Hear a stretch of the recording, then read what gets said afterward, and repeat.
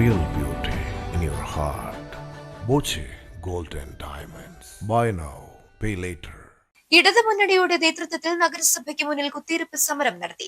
നടപടികൾ പൂർത്തിയായ പദ്ധതികൾ പോലും വെട്ടിച്ചുരുക്കിയ നഗരസഭാ ഭരണസമിതിയുടെ ജനദ്രോഹ നടപടികളിൽ പ്രതിഷേധിച്ചായിരുന്നു പ്രതിഷേധം.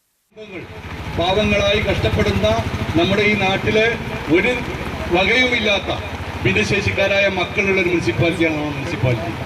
ആ മുനിസിപ്പാലിറ്റിയിൽ നമ്മൾ അവർക്ക് വേണ്ടി നടത്തിയ വികസന പ്രവർത്തനങ്ങളും സാന്ത്വന പ്രവർത്തനങ്ങളും ഇന്ന് നമ്മൾ ഈ മുന്നിൽ കാണുന്ന ഫിസിയോതെറാപ്പി സെന്റർ വരെ അടച്ചിട്ട് 7 മാസക്കാലത്തോളമായി.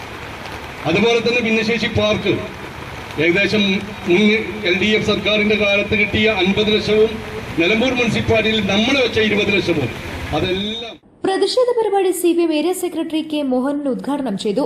മാട്ടുമൽ സലീം അധ്യക്ഷത വഹിച്ചു. കക്കാടൻ റഹീം, PM ബഷീർ, സ്കറിയാട്ട് നാന്തോപ്പിൽ, മാത്യു കാരമ്പേലി, ജോർജ് തോമസ്, UK ബിന്ദു, നഗരസഭാ പ്രതിപക്ഷ കൌൺസിലർമാർ തുടങ്ങിയവർ സംബന്ധിച്ചു.